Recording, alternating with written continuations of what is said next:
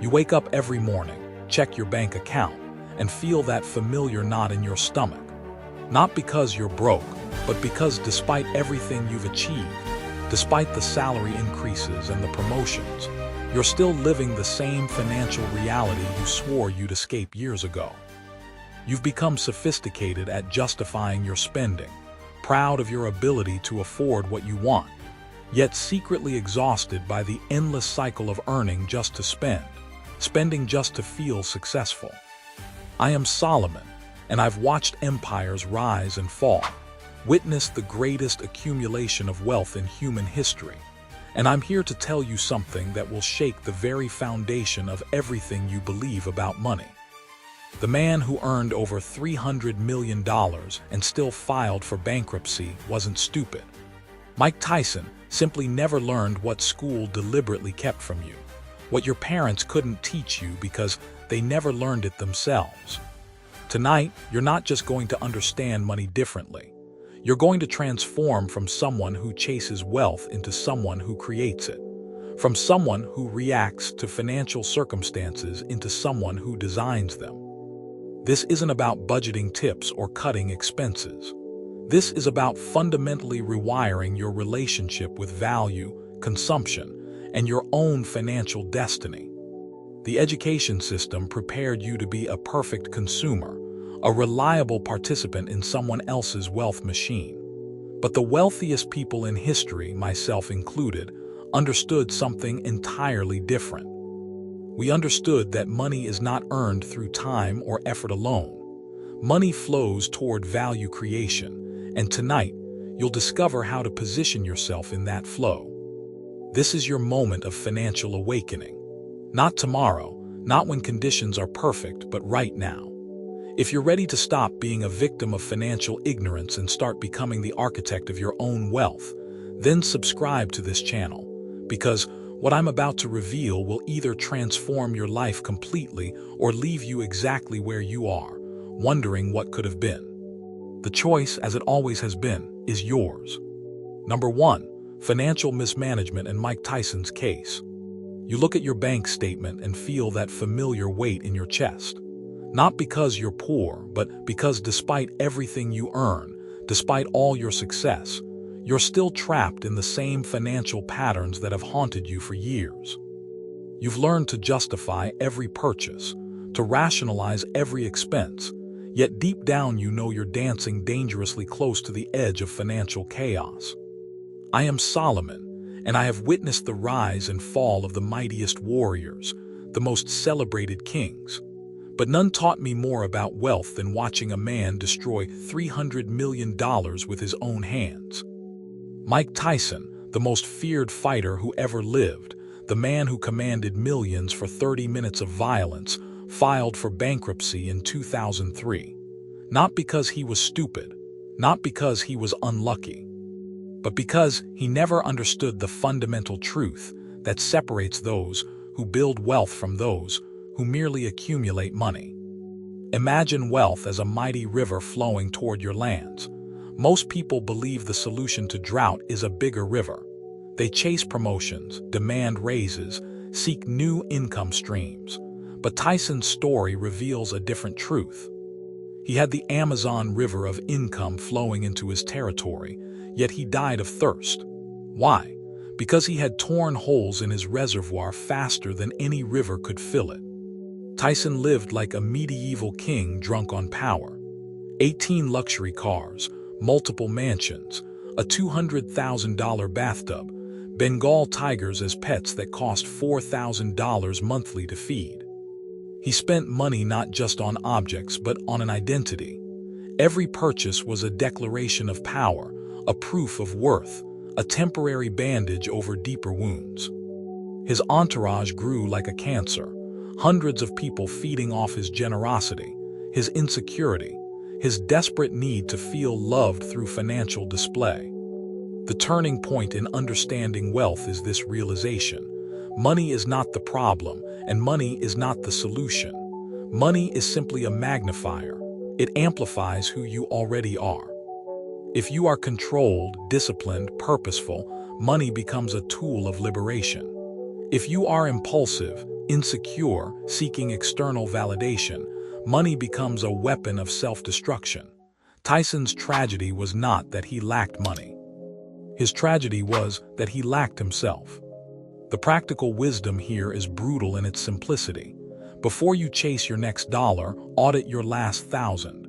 Track every expense for 30 days, not to judge yourself but to see yourself clearly. Most people cannot tell you where 20% of their money goes. They are financial sleepwalkers, unconscious participants in their own financial destruction. Consciousness precedes control, and control precedes wealth. Your income will never solve a consumption problem, just as a bigger bucket will never solve a leak at the bottom. Number 2, the danger of debt and financial vulnerability. You receive another credit card offer in the mail, and for a moment, just a moment, you consider it. Not because you need it, but because having available credit feels like having options, like having power. You've been carrying a balance for months, maybe years, telling yourself it's temporary, that you'll pay it off next month, next bonus, next year. The wisest thing I ever learned about debt came not from my wealth, but from my judgment of two mothers claiming the same child. True ownership cannot be divided. When you owe money, you do not own your income, your choices, or your future. Someone else does. Americans today carry over $1 trillion in credit card debt, a number so vast it loses meaning, until you realize it represents millions of people who have sold their tomorrows to pay for their yesterdays. Think of debt as a financial prison where you are both the prisoner and the guard. Every month, you unlock your cell to go to work, only to return in the evening and lock yourself back in. The tragedy is not the prison itself, but that most inmates have forgotten they hold the key. They have normalized bondage, adapted to limitation, and begun to call survival freedom. I have watched the rise of a new kind of predator in your time. They do not wear masks or carry weapons. They carry cameras, microphones, and promises of financial salvation. These modern charlatans prey on your financial pain, selling courses that promise to teach you the secrets of wealth while they grow rich selling hope to the hopeless.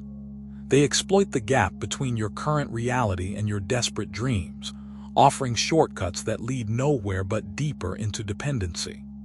The transformation begins when you realize that financial vulnerability is not a sin, but financial unconsciousness is a choice. Every dollar you borrow is a vote for a future version of yourself that you may not want to become. Every payment you make to past mistakes is energy stolen from present opportunities. The moment you decide that temporary discomfort is preferable to permanent bondage, you begin to find your way back to yourself. The practical path is painful but simple. List every debt, every balance, every obligation. Face the total without flinching, without shame, without the elaborate stories you've constructed to make it seem smaller. Then choose the smallest debt and attack it with the fury of someone fighting for their life, because you are. Pay minimums on everything else, but destroy that smallest balance completely. Not because it's mathematically optimal, but because you need to remember what financial victory feels like. Freedom is not having more money to spend. It is having no one to pay but yourself. Number 3, conceptualizing money and value. You hand over your credit card without thinking, making another purchase that seemed reasonable in the moment, but feels heavy in your stomach hours later.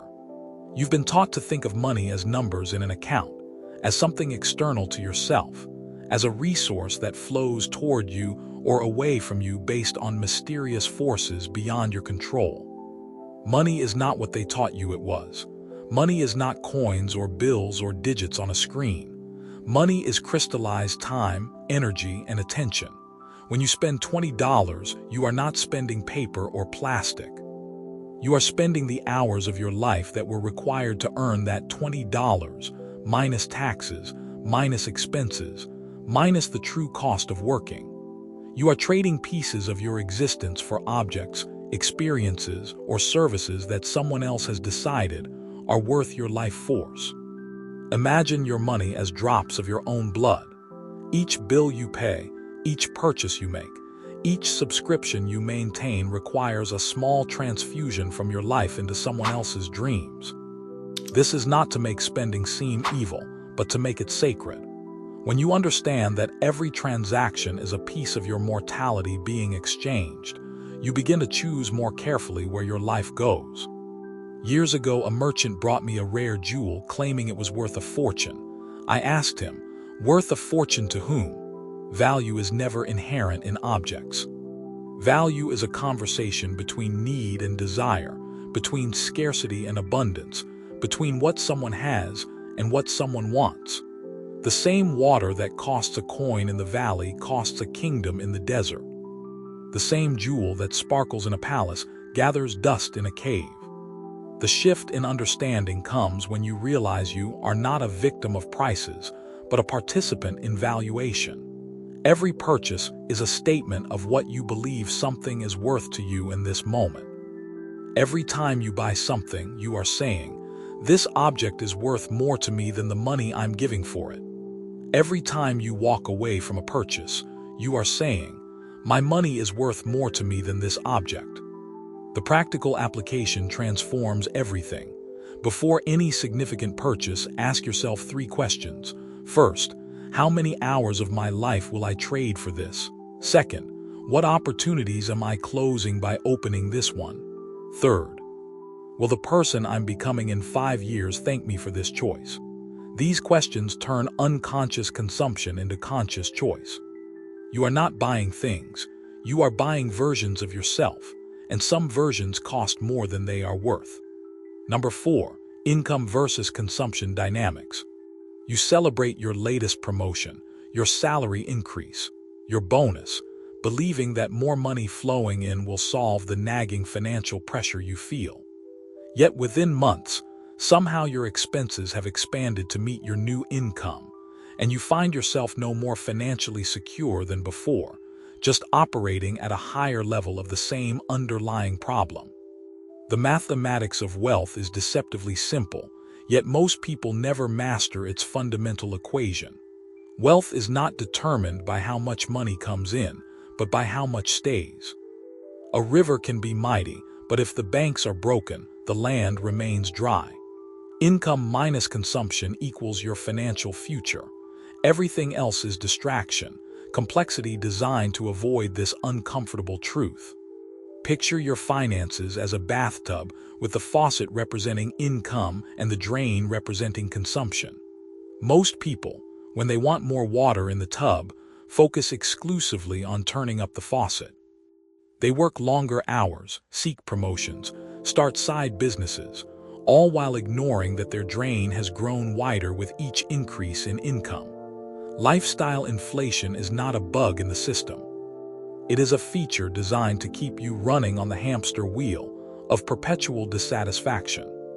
I have known merchants who earned fortunes yet died in poverty, and farmers who earned modestly yet built generational wealth.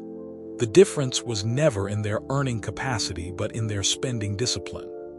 The wealthy merchant consumed his fortune as quickly as he created it, upgrading his lifestyle with each successful venture.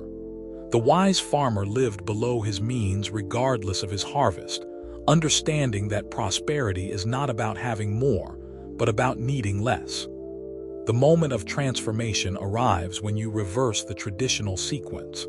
Instead of increasing income to support your desired lifestyle, design your lifestyle to support your desired future. Instead of asking, "How can I afford this?" ask, "How can I build wealth?" The first question makes you a slave to your desires. The second makes you an architect of your destiny. The practical strategy requires discipline that feels like deprivation until it becomes freedom. Track every dollar that flows in and every dollar that flows out for 90 days. Not to judge or restrict, but to see clearly where your life force is going. Identify the difference between needs and wants, between investments and expenses, between choices that build your future and choices that mortgage it. Then make the radical decision to live on 80% of your income, regardless of what that income is. Your consumption patterns today are creating your financial reality tomorrow, and tomorrow arrives faster than you think. Number 5, the rat race critique. You sit in traffic on Monday morning, feeling that familiar dread about the week ahead, and somewhere in your mind echoes the phrase, rat race. You've heard it 1,000 times, seen it in advertisements for online courses, read it in social media posts promising escape from the 9-to-5 grind.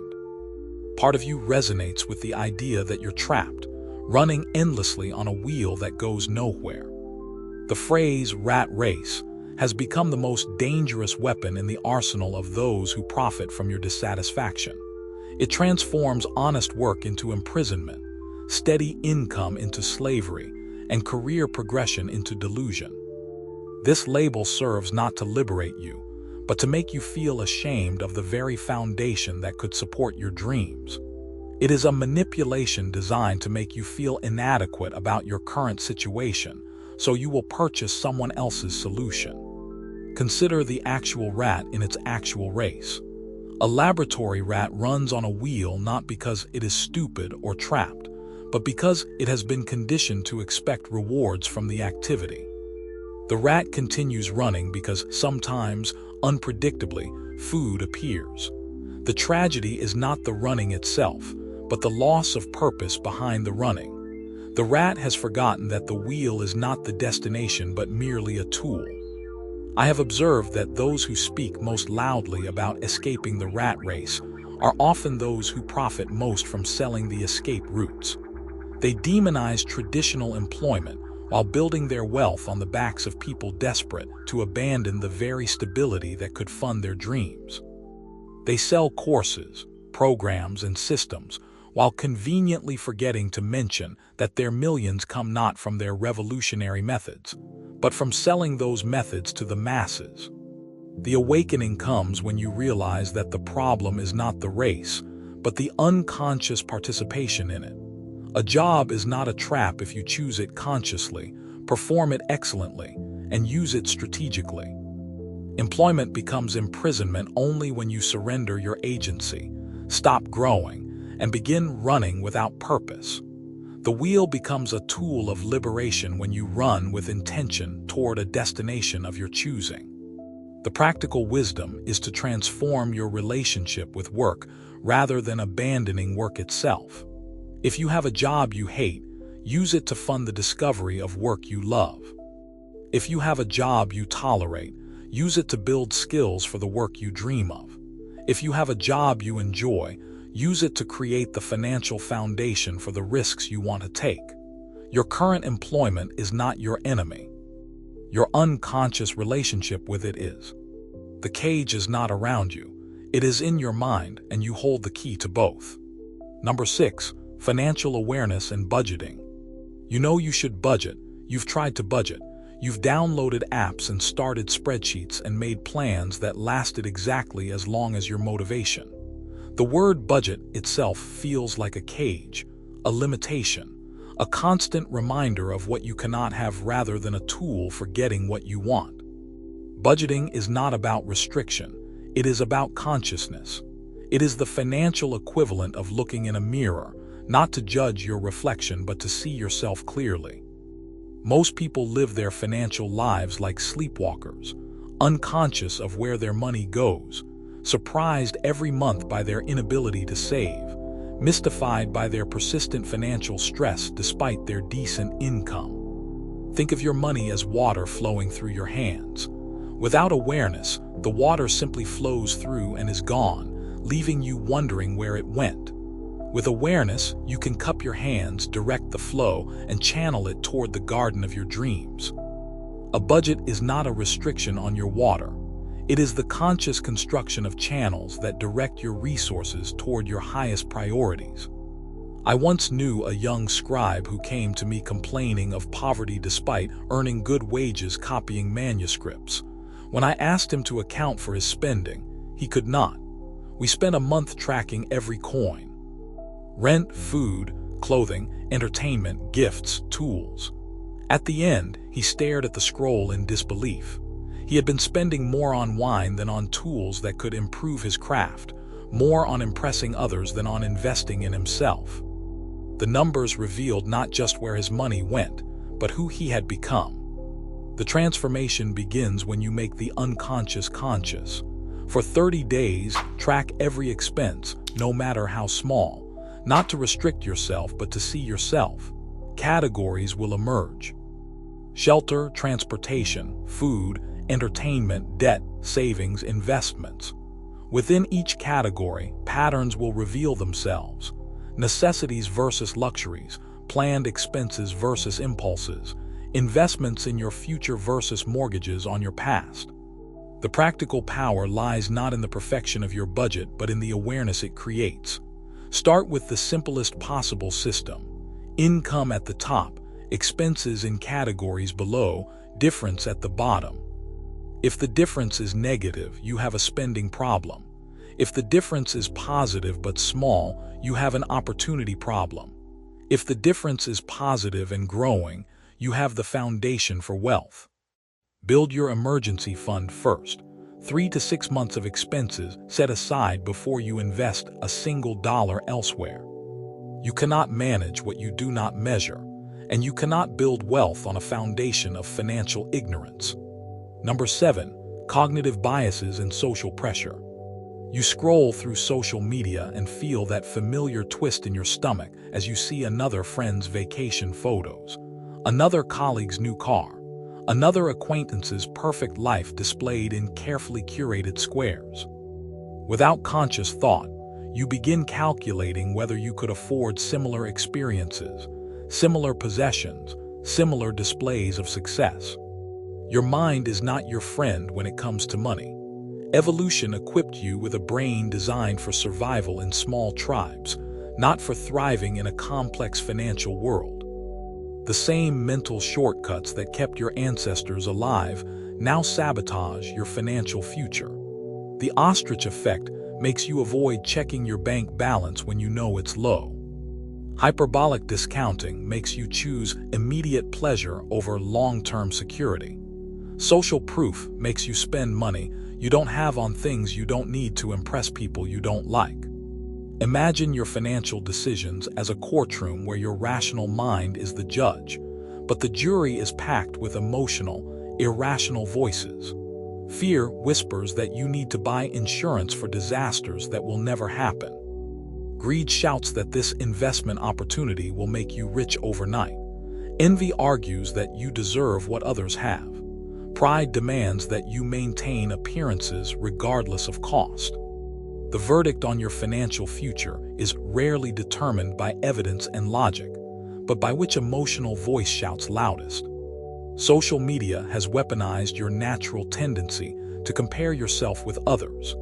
Every platform is designed to show you the highlight reels of other people's lives, while you compare them to your behind-the-scenes reality. You see their new purchases but not their credit card statements. You see their vacations but not their debt. You see their success but not their sacrifice. This distorted comparison drives you to spend money as a form of social signaling, purchasing not objects but identity, not utility but status.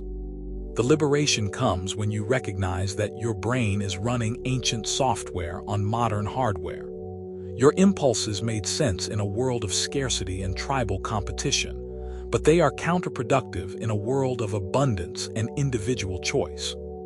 Every time you feel the urge to purchase something for emotional rather than practical reasons, pause. Ask yourself, am I buying this because I need it or because I need to feel something? The practical defense against your own mind is simple but not easy. Create friction between impulse and action. Wait 24 hours before any purchase over a certain amount. Unfollow social media accounts that trigger comparison and envy. Replace social scrolling with activities that build rather than consume. Understand that the most powerful person in your financial life is the person you see in the mirror, and that person is running on ancient programming that needs conscious updating.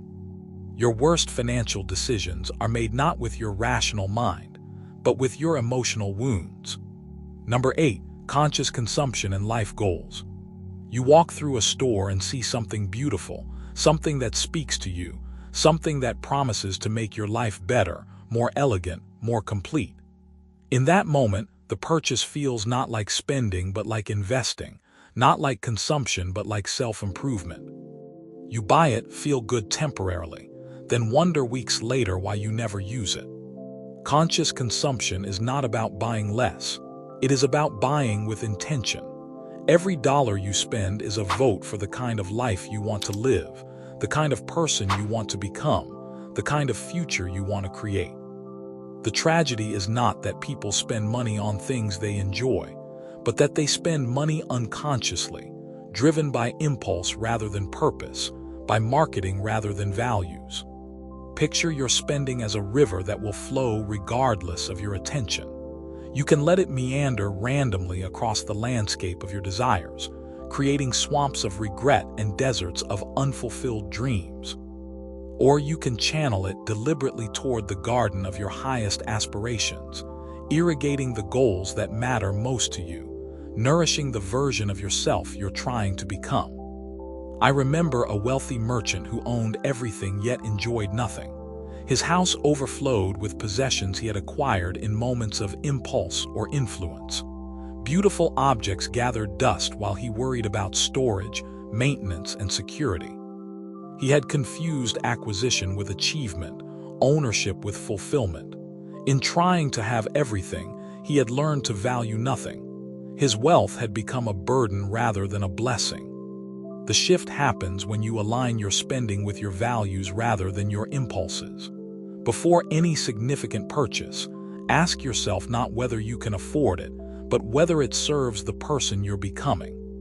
Does this purchase support your health, your relationships, your growth, your peace of mind? Does it solve a real problem or create new ones? Will you be grateful for this choice in 6 months, or will you have forgotten about it entirely? The practical approach requires brutal honesty about what you actually value versus what you think you should value. Make 2 lists. The life you say you want and the life you're spending reveals you're creating. If you say health is important but spend more on convenience food than nutritious meals, your money is voting against your stated values. If you say relationships matter but spend more on objects than on experiences with people you love, your spending is creating isolation rather than connection. Your purchases today are building your life tomorrow, and the architecture of that life is revealed in your bank statement. Number 9. Frugality and financial education influencers. You watch another YouTube video about saving money, cutting expenses, and living below your means. The advice feels both inspiring and depressing. Inspiring because it promises control over your financial destiny, depressing because it focuses on what you must give up rather than what you might gain. You wonder if frugality is wisdom, or simply a sophisticated form of self-deprivation. Frugality has become both salvation and prison for millions seeking financial freedom. On one hand, it offers immediate control over your financial situation regardless of your income level. On the other hand, it can trap you in a mindset of scarcity, where every dollar saved becomes more important than every opportunity missed. The teachers of extreme frugality often forget to mention that their own wealth comes not from following their advice, but from selling it to others. Consider the paradox of the frugality guru who preaches penny pinching, while building million-dollar businesses teaching others to pinch pennies. Graham Stephan talks about his 20-cent iced coffee while earning millions from real estate and content creation. Dave Ramsey advocates avoiding debt while building a media empire worth hundreds of millions. They are not wrong, but they are incomplete. They teach the defense of wealth while practicing the offense. I learned this truth from observing the merchants in my kingdom. Those who focused only on reducing expenses often stagnated at subsistence levels, constantly worried about every transaction, every cost, every potential loss. Those who focused only on increasing income often found themselves wealthy on paper but poor in reality, their lifestyle consuming their earnings as fast as they created them. The wisest merchants mastered both. They controlled their consumption and multiplied their production. The wisdom lies in understanding frugality as a tool, not a destination. Living below your means creates the foundation for wealth, but it does not create wealth itself. Saving money preserves your resources. Creating value multiplies them. The goal is not to become a professional saver, but to become financially free. And freedom requires both conservation and creation, both defense and offense. The practical path integrates both approaches. Practice intelligent frugality while building value creation skills. Cut expenses that don't serve your growth while investing in your ability to produce value for others. Save money on things that don't matter so you can spend money on things that do. Use frugality to buy yourself time and space to discover how you can contribute to the world in ways that compensate you generously. Frugality without production leads to poverty with better budgeting. Production without frugality leads to wealth with constant anxiety. Number 10, value production and entrepreneurship. You have ideas, skills, and knowledge that could help others, yet you exchange your time for money in someone else's business, building their dreams while your own remain unrealized. You tell yourself you're not ready, not experienced enough, not connected enough to create something of your own. Meanwhile, your best years pass by while you wait for permission that will never come. Value production is the alchemy that transforms time into wealth, effort into impact, and ideas into income. While employment trades your time for money on a linear basis, value production allows you to be compensated for results regardless of time invested. You can work for 1 hour and be paid for thousands, or work for thousands of hours and change millions of lives. The leverage lies not in time but in value. Imagine a farmer who discovers that 1 acre of his land contains soil perfect for growing a rare herb that heals a common ailment. He can continue farming corn like his neighbors, earning predictable returns for predictable effort. Or he can cultivate the herb, develop methods for processing it, and create a product that serves people far beyond his local market. The same land, the same farmer, but exponentially different results based on his choice of what to produce. In your time, the internet has become the great equalizer of opportunity. A teenager with a smartphone can build an audience larger than most television networks. A person with expertise can teach millions without leaving their home. A creator with vision can build a brand worth millions without traditional capital. Gymshark began in a garage and became worth billions by understanding what their market truly wanted. Individual content creators earn more than entire traditional media companies by serving their audiences better. The transformation begins when you shift from being purely a consumer of value to becoming primarily a producer of value. Instead of asking what the world can give you, ask what you can give the world. Instead of seeking to be paid for your time, seek to be compensated for your contribution. Instead of building someone else's dream with your life, build your own dream with your talents. The practical starting point is ridiculously simple. Solve one problem for one person better than anyone else is currently solving it. Document the process, share the solution, gather feedback, and iterate. The internet provides you with access to billions of potential customers, unlimited distribution channels, and measurement tools that would have cost millions in previous generations. Your limitation is not opportunity but decision, not capability but commitment. The world does not owe you wealth, but it will gladly pay you for value. And the intersection of what you can provide and what others need is where fortune is found. Number 11, personal strategy and self-knowledge. You know you want financial freedom, but you're not entirely sure what that means to you specifically, beyond the vague notion of having enough money to do what you want. You consume endless content about wealth building, try different strategies for a few weeks, then abandon them when they don't produce immediate results. You are seeking a system when what you need is self-knowledge. Financial success without self-knowledge is like navigating with someone else's compass.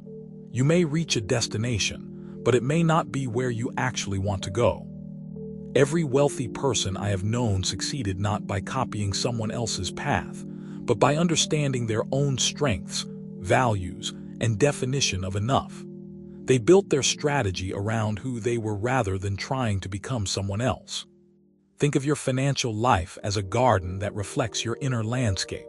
Some people are natural farmers who build wealth slowly through patience and consistency. Others are hunters who create wealth through bold ventures and calculated risks. Some are architects who build systems and processes. Others are artists who monetize creativity and inspiration. Trying to force yourself into the wrong role guarantees frustration regardless of your effort. I have seen brilliant minds fail financially because they chose strategies that contradicted their nature, and average talents succeed because they aligned their approach with their authentic selves. The introvert who forced himself into sales burned out despite his intelligence.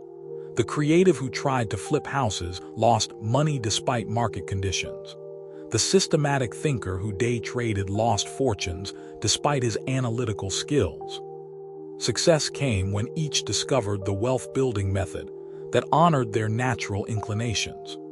The breakthrough comes when you stop asking, "What should I do to get rich?" and start asking, "What am I uniquely positioned to do well that the market values?" Your background, your interests, your skills, your network, your perspective, your personality all combine to create opportunities that are invisible to others but obvious to you. The practical process requires honest self-assessment across multiple dimensions. What activities energize you rather than drain you? What problems do you solve naturally for friends and colleagues? What subjects do you research in your free time? What injustices in the world genuinely upset you?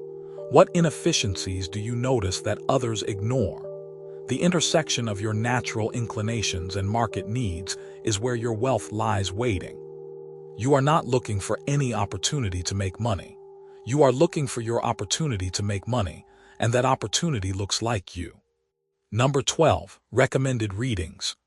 You have consumed thousands of hours of financial content, read dozens of articles, watched countless videos, yet somehow still feel confused about the practical steps to build wealth.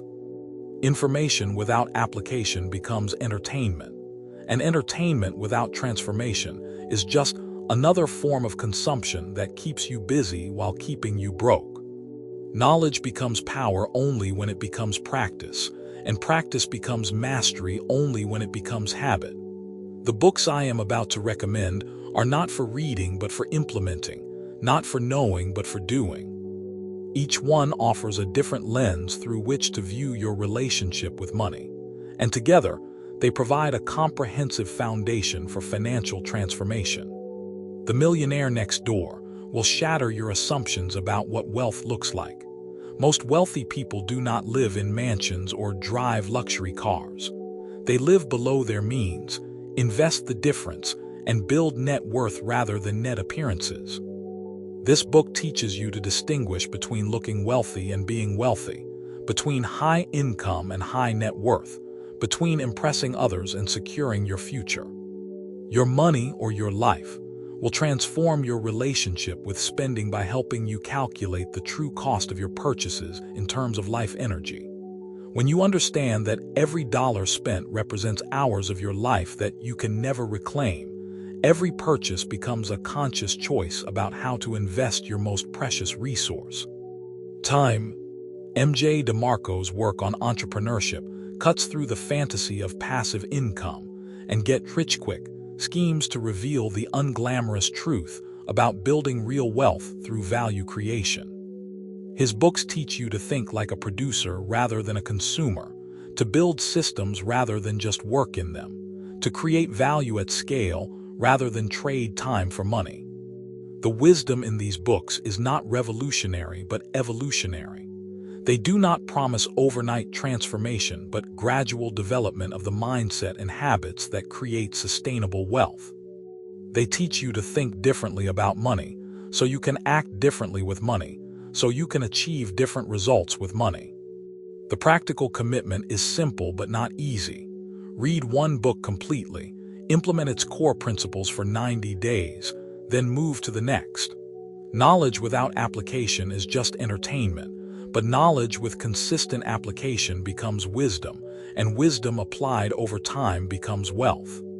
Your financial education determines your financial destination, and your destination is too important to be left to chance. You stand now at the threshold of a different relationship with money, with value, with your own power to create rather than merely consume. The ancient knowledge I have shared with you tonight is not theory to be admired but truth to be lived. Every morning you wake, you choose again between the path of unconscious consumption and conscious creation, between building someone else's dream and manifesting your own. Picture yourself 1 year from today.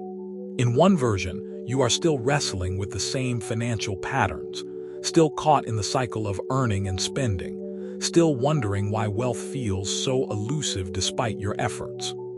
In the other version, you move through your days with quiet confidence, knowing that every dollar flowing through your life serves a purpose you have chosen. Every hour of work builds something you own. Every decision aligns with the person you are becoming rather than the person you used to be. The transformation does not happen in a moment of inspiration, but in 1,000 moments of choice. Each time you pause before a purchase and ask whether it serves your highest vision. Each time you choose to create value rather than consume it. Each time you remember that you are not a victim of economic forces, but a participant in the eternal dance of exchange that has built civilizations and toppled kingdoms. If you feel the stirring of this deeper wisdom, if something within you recognizes these truths as your own forgotten knowledge returning home, then subscribe to this journey of awakening. We are not just learning about money, but remembering who we really are beneath the conditioning of a world that profits from our unconsciousness. The ancient patterns that create wealth have not changed since my time. Only the tools have evolved, and the greatest tool you possess is the one between your ears.